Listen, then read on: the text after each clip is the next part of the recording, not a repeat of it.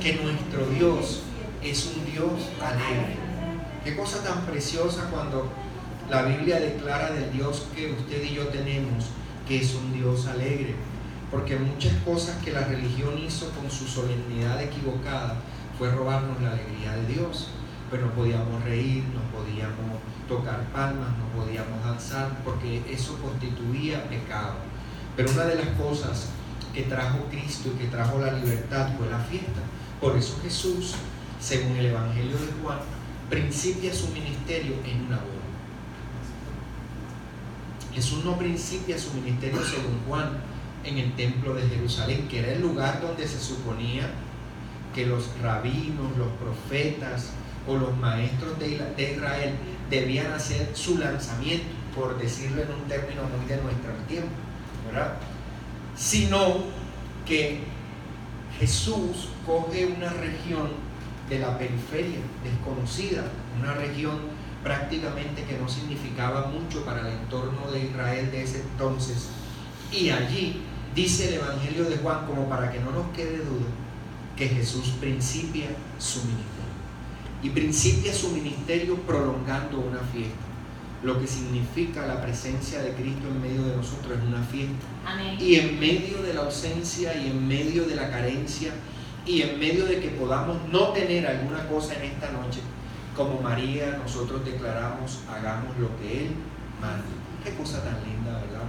Es que de las cosas que Dios manda es que nosotros seamos alegres. Por eso no puede estar triste un corazón que tiene. Usted va entendiendo por qué esa cara agria y esa cara como de haber sido bañado en una piscina de limón y sobre todo picho, no significa que tengamos a Cristo en el corazón. No. Hay cristianos que parece que los hubieran bañado en agua de limón y picho, como digo yo. Si hay cosas ácidas en la vida, un limón que ya está agrio, amargo, dañado. Así parecen muchos cristianos que los hubiesen bañado en agua de limón. Pero usted fue bañado en el agua del Espíritu Santo. Y ya estoy en el mensaje de esta noche. Y usted recordará cuántos vinieron el domingo a la prédica del domingo.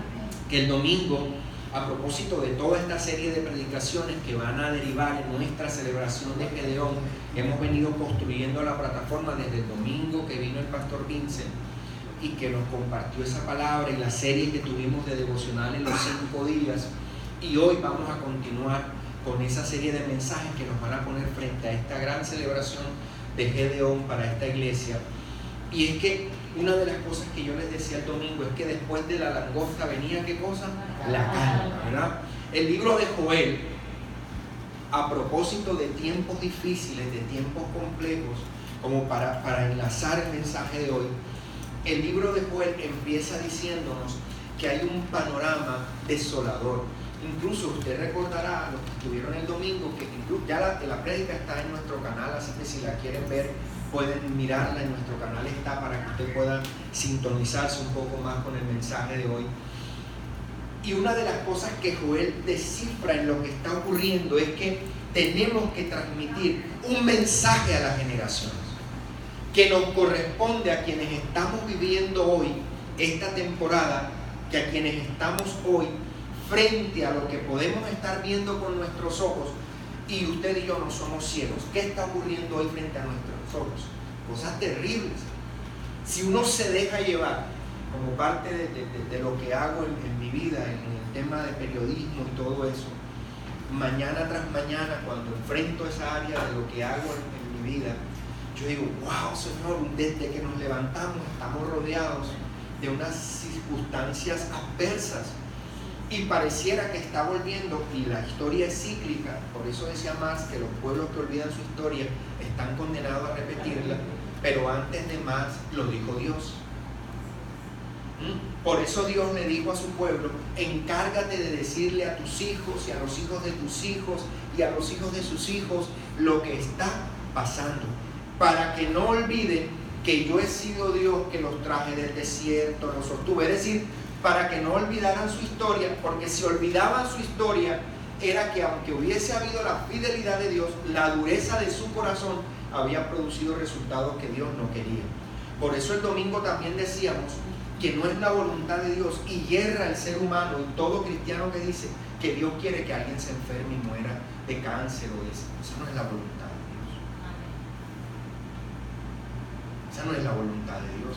Fue el pecado y fue la decisión de nuestra voluntad de desobedecer a Dios la que trajo en el mundo el dolor. Eso no es voluntad de Dios que haya un canalla que golpee a su esposa. Zampenlo preso y que no salga hasta que pague la condena, así que puede salir. O que haya hombres que abandonen a sus hijos, o que haya niñas prostituyéndose en las calles, o que los niños estén muriendo de hambre en las calles consumiendo droga. ¿Usted sabe cuántos hombres, mujeres, hay ricos, portentosos en este planeta que podían resolver eso con una decisión? Pero no lo hacen. Y el ser humano en su necedad responsabiliza a Dios de lo que está a su alcance poder resolver.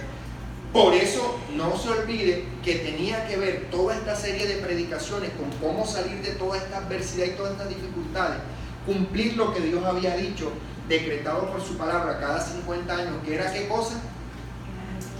¿Qué era lo que pasaba cada 50 años? El jubileo. Porque el jubileo lo que traía era una restitución del orden de Dios al caos que el hombre había creado, a la injusticia, a la dureza del corazón. Y el jubileo recordaba, y no solo recordaba, sino que obligaba al pueblo a que volviese a poner todo en el orden de Dios. Mío es el oro, mío es la plata, mía es la tierra no es de nadie, dice el Señor. Así que devuélvanle al que le quitaron, multipliquen. Era una cosa preciosísima, por eso empezaron a ver cómo le hacían el quite a esa ley. Producto de esa dureza de corazón, sobrevino lo que Joel cuenta. Ustedes recordarán qué pasaba en Joel. Eso parece un apocalipsis. Las plagas de Egipto les quedaron pequeñas. Vinieron las langostas, vinieron los saltones, vinieron el revoltón, todo ese montón de cosas feas le vinieron. Una cosa impresionante. Y Joel se levanta y dice: yo quiero decirles que el Señor les manda a decir que le recuerden a sus hijos esto que está pasando. Pero que se lo recuerden, y ustedes recordarán, no en clave de desesperanza, sino que se lo recuerden porque hay un pronóstico de Dios, y de eso es lo que quiero hablar en esta noche. Y el pronóstico de Dios, contrario a lo que regularmente andamos a veces desde el Evangelio pronosticando, no es un pronóstico de destrucción, sino es un pronóstico de esperanza. Amén, amén. No envió Dios a su Hijo para condenar al mundo, sino para librarlo. Es decir, que frente a todo el panorama de los desolador que hay, el pecado, la dureza de corazón, todo eso de lo que usted y yo somos conscientes, la llama que enciende la mano de Dios para alumbrarnos es su misericordia. Es su misericordia. Hoy, ¿cómo lo sé? Bueno, vamos entonces a la palabra, Joel 2:28. Por ahí iniciamos el mensaje de esta noche, que he titulado Pronóstico. Regularmente para nosotros, ¿qué es un pronóstico? En estos días que estamos viviendo estas tormentas tan terribles, ¿cierto? Los pronósticos de lluvia nos avisan que tenemos que salir con paraguas, con una cosa que nos proteja, alguna cosa, o que tengamos cuidado, en fin. Pero el pronóstico tiene una finalidad, sobre todo en regiones del mundo en el que se viven las estaciones. Los pronósticos ayudan muchísimo, porque la gente va de acuerdo a la temporada y de acuerdo a la época, preparándose para enfrentarlo. Nosotros que vivimos en este trópico tenemos precisamente sol y lluvia, ¿verdad? Aquí lo que tenemos, o un calor extremo, o unos aguaceros, Dios mío, que parece que el mundo se fuera a terminar. Una cosa impresionante. Entonces, pronóstico, ¿qué significa para ti y para mí en medio de los tiempos que están pasando, en medio de los tiempos tan duros, tan difíciles y de tanto quebrantamiento que hay? ¿Qué significa para el pueblo de Dios que estemos aquí? ¿Por qué estamos convocados en esta asamblea como pueblo de Dios? ¿Cuál es la finalidad de que usted y yo busquemos a Dios? Que oremos, que ayunemos, que meditemos en su palabra, que tengamos el corazón dispuesto para buscarlo. Entonces dice el libro de Joel, después de lo que usted sabe que ya ocurrió y que el domingo compartimos, que sucederá después de todo esto. ¿Qué era todo esto? Ya usted lo sabe, el desastre que ocurrió. derramaré mi espíritu sobre toda carne, y vuestros hijos y vuestras hijas profetizarán, vuestros ancianos soñarán sueños, y vuestros jóvenes verán visiones. Amén. El profeta Joel está dándole, diga conmigo en esta noche, un pronóstico de Dios. Es decir, está anticipándose a los tiempos malos. Por eso yo he venido a decirte que después de todo esto que te haya podido ocurrir, malo, terrible y desastroso, el Espíritu de Dios va a venir sobre ti para establecer la gloriosa voluntad de Dios, que es buena, es agradable y es perfecta. Yo estaría dándole gloria a Dios. Aleluya. Quiere decir entonces, pastor, y yo voy a decir esta noche un par de cosas que yo sé que al que tiene el problema con la religión lo va a incomodar mucho, pero yo lo voy a decir. Una de las cosas que Joel dice es que el Espíritu se va a derramar sobre toda carne. Amén. Amén. Ah, entonces no es para los... ¿Tú sabes?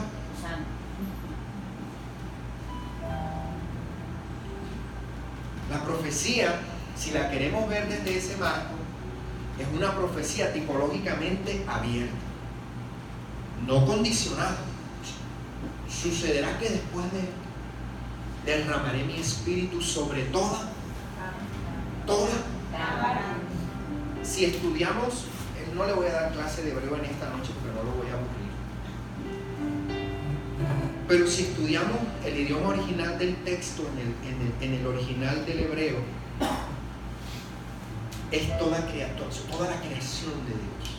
¿Sí? No hay exclusión, es decir, Dios va a derramar su espíritu sobre todos.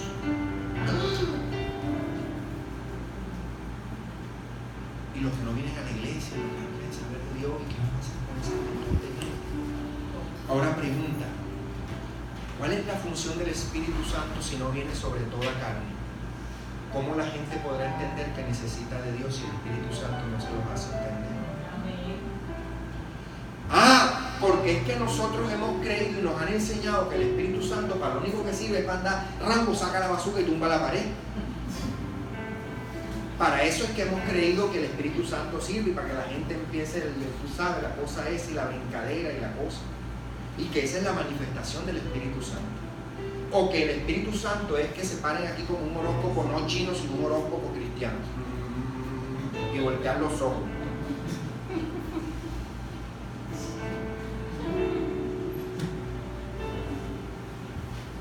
Y la gente así, ¿a quién le va a tirar el horóscopo aquí?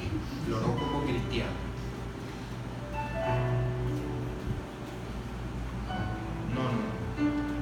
No. Para eso no es el Espíritu Santo. Ni para que nos creamos superiores a otros. Es que yo tengo al Espíritu Santo y tú crees que yo no. ¿Qué tú me quieres decir a mí? Que es que yo tengo el Espíritu Santo. Como si eso se convirtiera en una exclusión, como cuando dices que yo tengo más plata que tú, o es que yo tengo una mejor casa que tú, es que yo tengo, tú no tienes nada, porque el Espíritu Santo le pertenece a Dios, es de Él. Y el Espíritu Santo, dice el profeta Joel, que va a ser derramado sobre toda carne. Ahora, ¿cuál es la finalidad del Espíritu Santo? Porque en esto nos tendríamos que meter en una clase de neumatología que no la vamos a dar, pero si ustedes quieren un sábado nos ponemos de acuerdo, eso sí me la pagan. Amén. Claro. Amén. Sí, Amén. yo he estudiado, yo me he gastado mi tiempo para estudiar. No pongáis bozal al güey que trilla. Claro. Sí.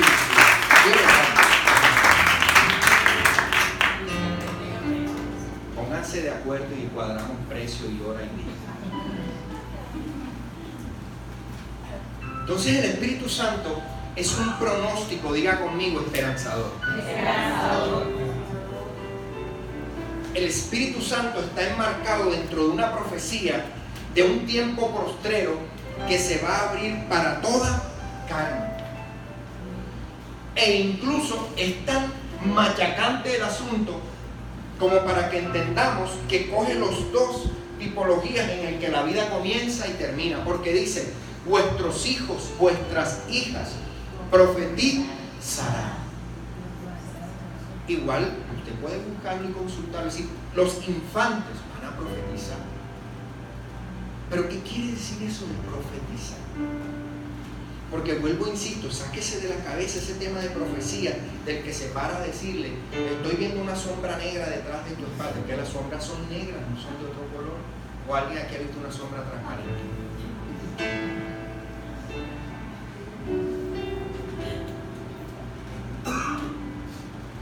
Entonces, el tema de lo que significa que vayan a profetizar, y dice: y vuestros ancianos, es decir, que no es un espacio que solo van a vivir unos cuantos. O sea, si no comprendieron la primera parte de que va a ser derramada sobre toda carne, claro, porque bueno, sobre toda carne, pero seguramente los niños no, y los ancianos menos.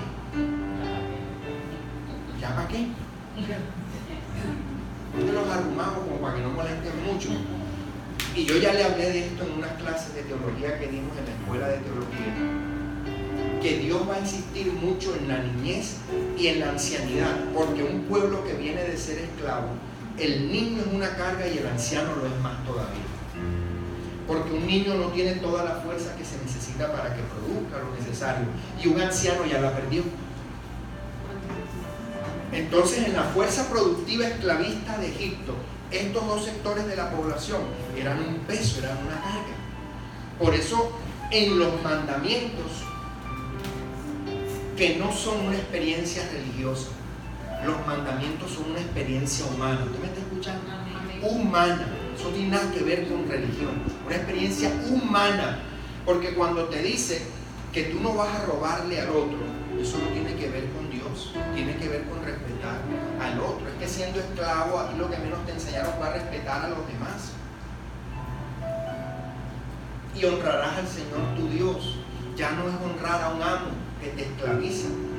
Entonces te tienes que sacar de la cabeza esa mentalidad que Dios no es un esclavo. ¿Cómo lo diría? Alguien que vino a tu vida para esclavizarte, sino para proveerte libertad. Es un pronóstico de libertad el que ha venido de parte de Dios para tu vida, porque es un pueblo que ha salido de cautividad a libertad. Y aquí hay un pueblo en Joel que ha tenido que vivir una cautividad, y específicamente ante cualquier otra cosa financiera. Han arrasado con ellos, están en una miseria y en una pobreza. Es decir, que el Espíritu Santo también está para producir en tu vida riqueza. Y a todos todos estamos enmarcados en eso. Y finalmente dice: y vuestros jóvenes verán visiones. Porque los jóvenes se supone que son ridículos, no tienen nada que hacer, no aportan, sino que andan por la vida yendo para acá. No. Dios tiene un plan con cada uno de los que estamos aquí en esta noche. Seas joven, seas niño, seas niña, seas anciano, seas adulto, seas como sea. Yo te quiero decir de parte de Dios que hay un plan activo de Dios para bendecir tu vida. Tienes que creer eso. Hay un pronóstico de Dios. Y entonces, pastor, ¿y cómo juntamos estas realidades con lo que hoy estamos viviendo? Bueno, rapidito vamos porque el tiempo ha pasado. Libro de los Hechos, capítulo 2, versículo 17. Rápidamente le pongo en contexto. Jesús en el capítulo 1 ya acaba de ascender a los cielos. Y han pasado casi 50 días. ¿Usted recuerda que el jubileo era cada cuánto? 50 años. Ya han pasado casi 50 días de que el Señor ha subido a los cielos. Y el pueblo que se está formando, ese pueblo que va a abrazar la cristiandad, está atravesando persecuciones, dificultades.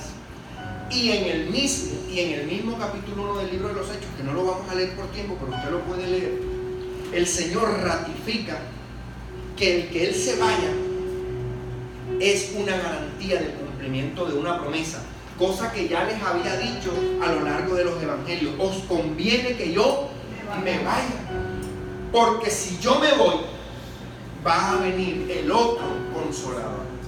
Pero ¿cuál era el papel del otro consolador que, entre comillas, Jesús no podía cumplir?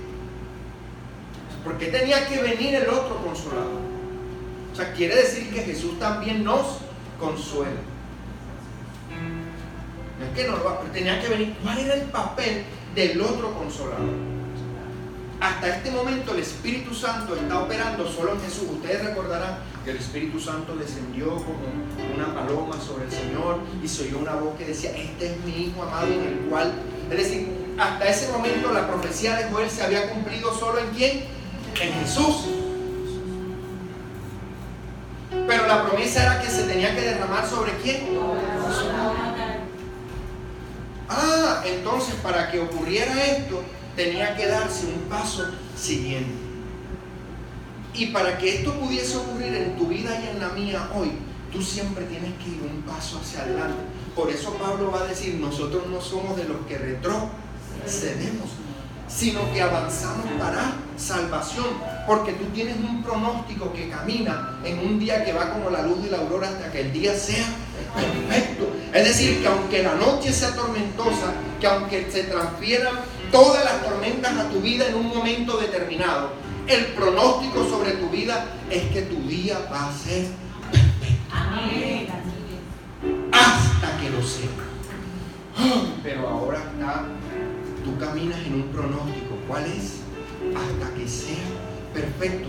Por eso dice Filipenses que el que comenzó en nosotros la buena obra la va. Sí, por eso es que aquí nosotros no tenemos un tribunal de juicio ni de condenación para nadie. Nosotros, las iglesias, no son un tribunal de juzgamiento. La Biblia dice que al único que le va a competir juzgar a alguien va a ser al Señor. De hecho, el Señor te da una recomendación tan hermosa para que acumules las bendiciones del cielo, y es que no juzgues a nadie, para que tú no vayas a hacer con la misma medida. Y yo a veces veo a algunos cristianos que yo digo: Dios mío, cuando esa palabra se cumpla, Padre eterno, yo no sé cómo la van a librar, porque de que se cumple, se cumple. No quedará una sola letra sin cumplirse, dijo Jesús, de esta escritura. Completito. Entonces el Espíritu Santo vino sobre Jesús, ¿cierto? Y empezó el compromiso de Dios a cumplirse. Entonces, en ese contexto nuevamente se ratifica la promesa. Es decir, si yo me voy, se van a apresurar el cumplimiento de los tiempos. Por eso tú y yo vivimos tiempos de cumplimiento. Por eso estamos acampando en la promesa de Dios. Y por eso creemos que la palabra de Dios para nuestra vida se cumplirá. Y que vamos a avanzar, y que vamos a crecer, y que vamos a ensanchar, y que vamos a prosperar. Producto de que Dios cumpla su palabra en tu vida. Amén. Y entonces en el versículo 2:17, Pedro se levanta en la congregación. Aquel mismo Pedro a quien Jesús llamó: apártate de mí, Satanás. Aquel mismo Pedro que maldijo a Jesús. Por eso usted no puede, me está mirando, condenar a nadie. Por mucho que usted lo vea hasta aquí hundido, déjele los asuntos de los santos a Dios. Esos son sus santos. Usted es un pueblo escogido, un real sacerdocio, un linaje precioso para el corazón de Dios, de tal magnitud que su Hijo Jesucristo murió para que usted y yo pudiésemos caminar en la perfecta justicia de Dios, que no se perfecciona por tus obras, sino que se perfecciona por la obra de Cristo ocurrida allá en la cruz. Por eso es que tú puedes abrazar el pronóstico de que tú caminas en bendición. Amén. A pesar de que parezca que no.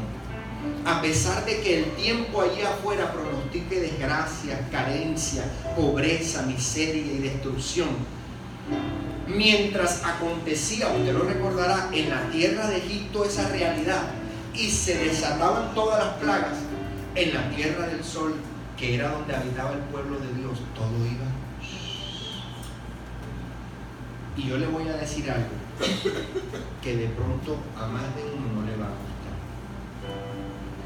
Pero es tan fiel esta promesa de Dios, tan fiel esta promesa de Dios, que ninguno de los primogénitos de los hijos de Dios murió. Ninguno. Entonces Dios hace preferencia de personas. Yo solo te quiero decir que si tú eres pueblo suyo, nadie te puede tocar. Amén. Nadie te puede tocar. Nadie.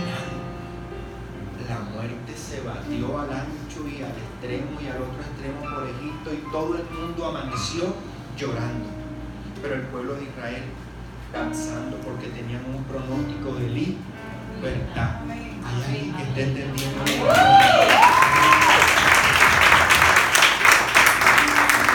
Es decir, mientras la debacle se desataba, mientras el choricero del problema era el pueblo de Israel, se preparaba para reclamar un gran botín. Todo el mundo llorando y el pueblo de Israel cargando oro. ¿Usted recuerda? Ya lo vimos. Y cargando plata y cargando vestido y saliendo hacia la tierra prometida que Dios le había dicho que le iba a entregar. Por eso nuestra vista tiene que espiritualmente sobrepasar a la vista natural. Por eso la fe es certeza y la convicción de lo que esperamos y de lo que no vemos. El pueblo de Israel caminaba en la promesa, a pesar de que la dureza del corazón venía y volvía.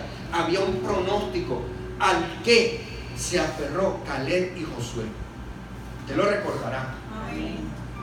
Porque cuando el pronóstico que trajeron los otros espías, y esto también lo vimos, solo lo estoy recordando, era que lo que habían eran unos gigantes que los iban a aplastar como langosta, Caleb y Josué se pararon y dijeron: no, Señor, el pronóstico de nuestro tiempo, que es Dios, dijo que ya ese montón de feos, amorreos, jebuseos y camaleos, ese montón de malucos, ya están vencidos. Amén. Y que la tierra es nuestra. Amén. Yo voy a marchar con el pronóstico de Dios. No sé tú con qué pronóstico vas, pero el pronóstico de Dios es que sobre ti se derramó su espíritu, y que su espíritu se derramó no solo para que tú vivas una experiencia sensorial, que está muy bien si la vives, fantástico si hablas en lengua, pero Pablo dijo que el don superior sobre todas las cosas era el amor. Aleluya. Amén.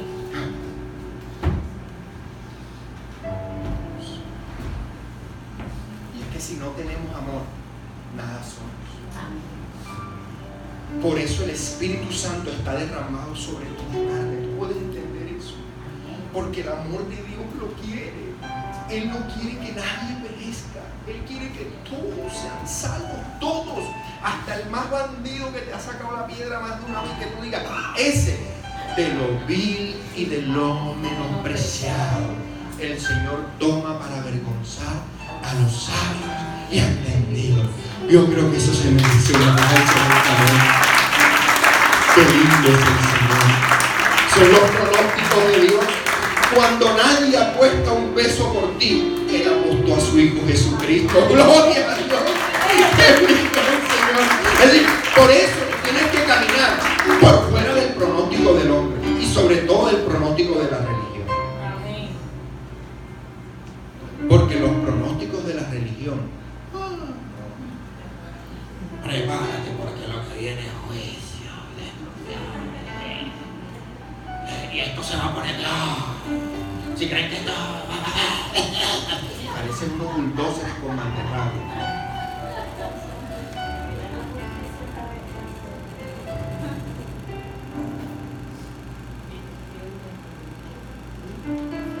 Y Pedro retoma en el acontecimiento fundante de la iglesia, porque el Pentecostés funda la iglesia de Cristo. Al menos así lo reconoce la patrística y la historia de la iglesia, todo. Y entonces Pedro toma el pasaje de gol para decir: señoras y señores. Claro, porque se armó un revolú, usted lo conoce, yo no le voy a contar, se armó un revolú ahí. Y Pedro se paró a aclarar el punto y le dijo: aquí ni Chana ni Sebastián, aquí lo que está ocurriendo es que el Espíritu Santo de Dios está cumpliendo una promesa que se nos había sido.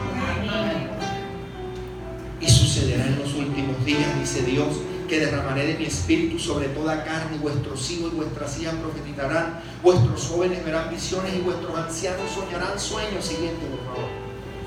Y aún sobre mis siervos y sobre mis siervas derramaré de mi espíritu en esos días. Míreme para acá, dígale, se añade algo nuevo. Porque Dios siempre se está actualizando. Los únicos que no se actualizan son los religiosos viejos Jesús,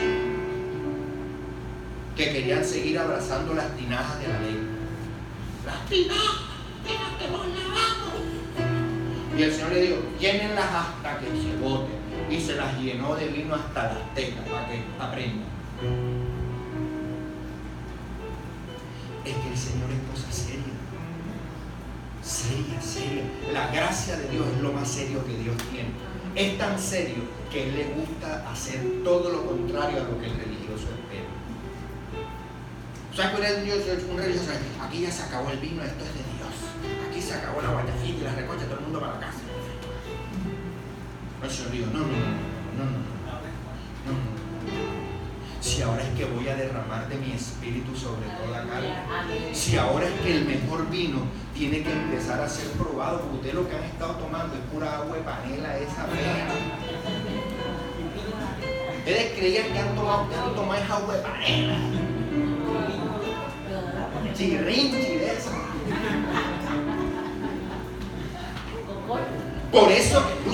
Por eso cuando María, oh gloria a Dios por la vida de María, bendita mujer, wow, qué mujer esa, qué ovarios los de esa mujer, Dios mío, Señor, levanta una generación de Marías en esta iglesia.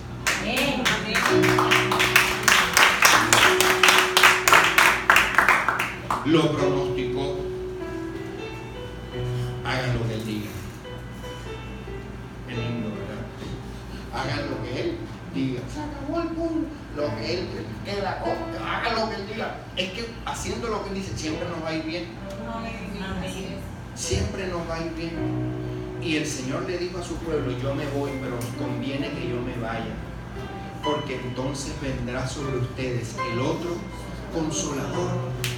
Y se actualiza la palabra, porque entonces dice Pedro que Él va a derramar sobre sus siervos y sobre sus siervas también de su espíritu. Claro, y es que, escúchame, Jesús, es que la palabra de Dios es perfecta. Cuando Él cumple el tema y coge el lebrillo y dice, no, es que ustedes tienen que venir a servir. Entonces, ese espíritu de servicio no es solo para el pastor, ni para los servidores, es para toda la iglesia. Amén. Digan amén. Amén. Tomaron una foto del cielo. A ver. Siguiente hijo, por favor, ya voy a terminar. Entonces ustedes se quieren ir a ver. Como que yo también canto, ¿cómo se llama? Yo me llamo. Escucha, esto sí que ha sido bien mal interpretado. Usted recordará que yo le hablé que había que volver al principio. El principio. Es decir, el principio es que el Señor es cuidador y protector de su pueblo. Amén. ¿Para qué había sido el fuego y columna y nube? ¿Para quién había sido? Yo no le escucho. ¿Para quién? ¿Y por qué había hecho eso Dios? ¿Para destruir a su pueblo? ¿Para preservarlo? ¿Para qué? Entonces el derramamiento del Espíritu de Dios no era para destruir a nadie, sino para que se cumpliera la obra salvífica de Dios de preservar su pueblo. Su pueblo. Es decir, que nuevamente lo que Dios estaba prometiendo es que Él restauraría el cuidado de los suyos. Es decir, y habrá señales en la tierra, sangre, fuego y columna de humo. Pero a lo que se está refiriendo es a lo que ocurrió en el desierto, a la promesa que había de una restauración, de una gloria futura que sería supremamente. Y no me búsquelo, medítelo, vaya a la Escritura y confírmelo. Y usted va a ver que lo que está diciendo es que va a volverse a restaurar una obra de gloria, de gracia y de misericordia, que ni aún los tiempos en el desierto en el que el pueblo de Israel vio la mano de Dios con tanta realidad, se va a comparar con lo que tú y yo vamos a vivir. Amén. No es comparable, no es comparable. Y entonces fíjate, dice el versículo 19, con este termino allí, dice: así que arrepentíos y convertíos para que sean borrados vuestros pecados, para que vengan de la presencia de Dios tiempos de consuelo.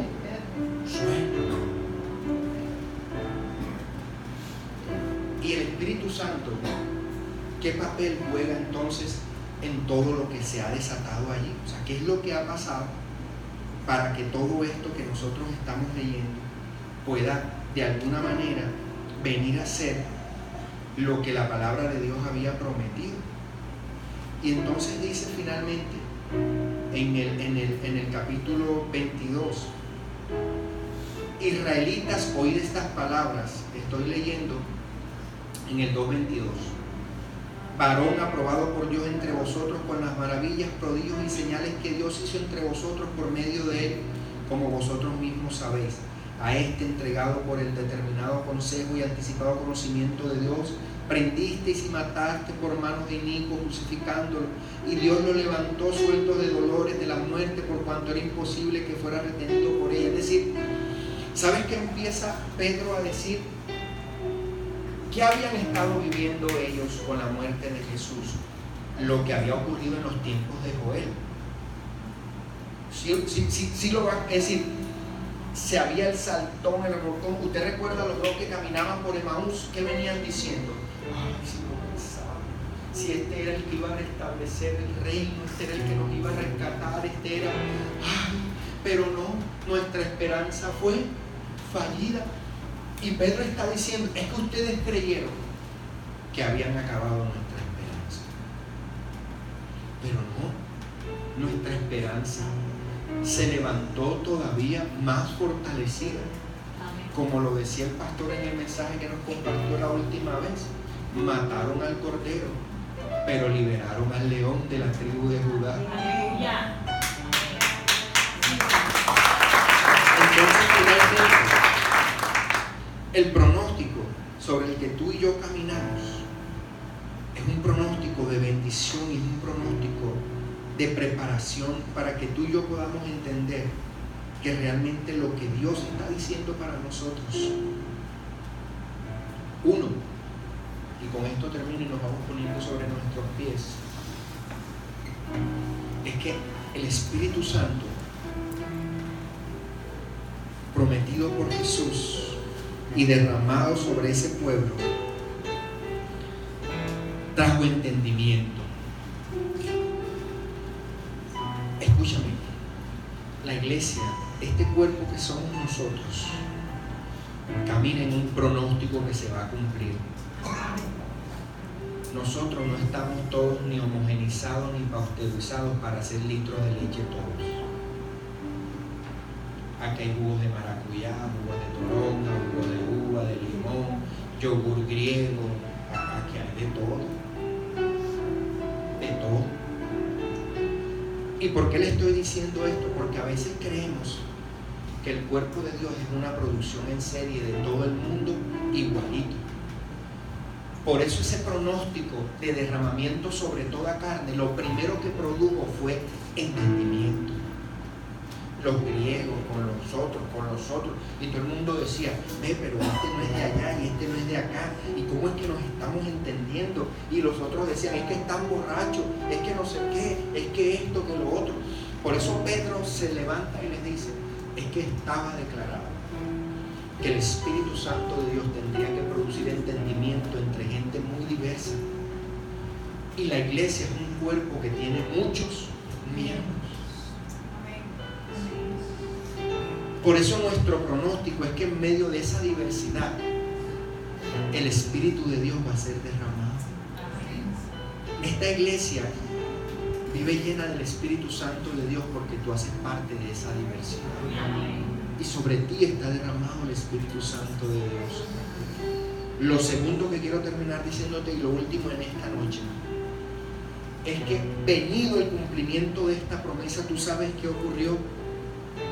Que la gente se levantó a ir a anunciar el Evangelio.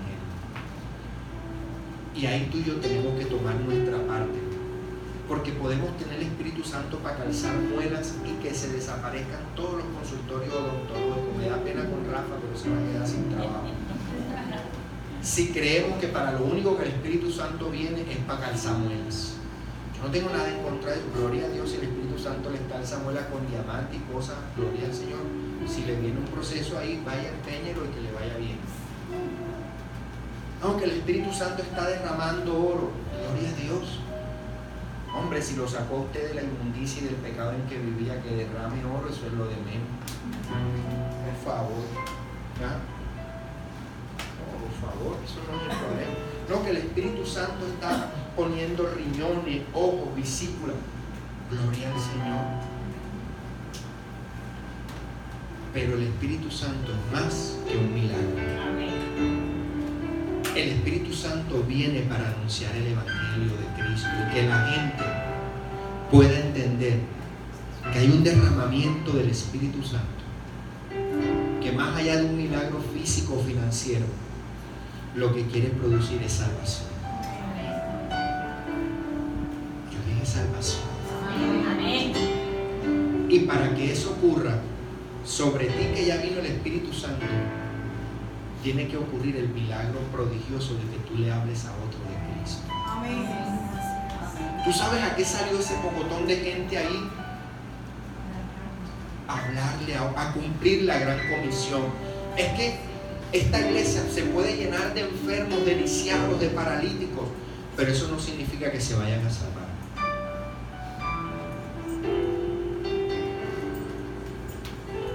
Pero si nosotros cumplimos la gran comisión esta, de que el Espíritu Santo se ha derramado sobre toda carne, entonces quiere decir que los ojos, el año agradable del Señor se va a cumplir.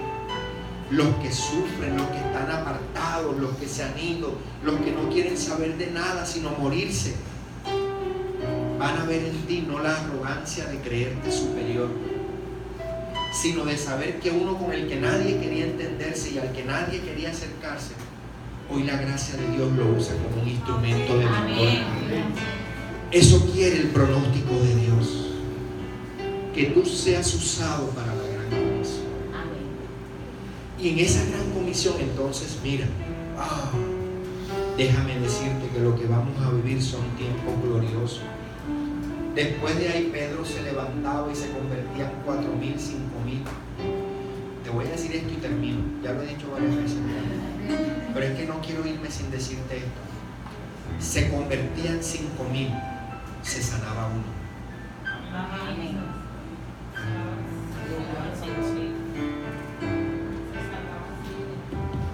Yo no tengo nada en contra de los milagros, que Dios haga todos los milagros que tiene que hacer, pero el mayor milagro en el que Dios está interesado a través de su Espíritu es tu salvación.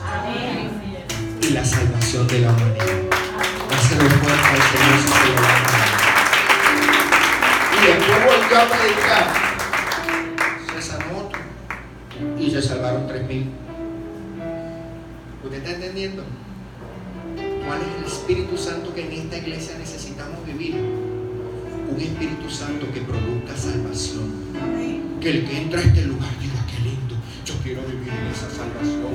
Ay, aquí me miran lindo, me abrazan, me besan, y aquí hay negritos, blanquitos, altos, bajos, pero aquí todo el mundo se ama, se quiere, todo el mundo se entiende, todo el mundo sabe que el mismo Espíritu los ha levantado de la muerte, los sacó de la inmundicia y los ha hecho como un vaso de oro. Que el Espíritu Santo de Dios venga sobre esta iglesia de esa manera y que el pronóstico se cumpla en nosotros. ¿Te lo crees? Dele un aplauso fuerte al Señor. Señor, te doy gracias por esta noche. Bendice a tu pueblo, Señor. Bendice a tu pueblo, Señor. En medio de los tiempos que vivimos, Padre, permítenos levantarnos como un pueblo que pueda ver y entender que este derramamiento sobre toda carne es el anhelo de salvación que tú tienes para la humanidad que tú creaste, Señor. Obra de tus manos, Señor, creación tuya, Señor. Permítele a esta iglesia entender la responsabilidad que tenemos, más allá de nuestras necesidades, de nuestras propias luchas. El Espíritu Santo ha sido derramado sobre nosotros para proclamar tu salvación, hacer discípulos, Señor, y que muchos puedan oír que hay un Dios que les ama, Señor, y que tiene su corazón dispuesto para recibirle. Te damos gracias en Cristo Jesús nuestro Señor.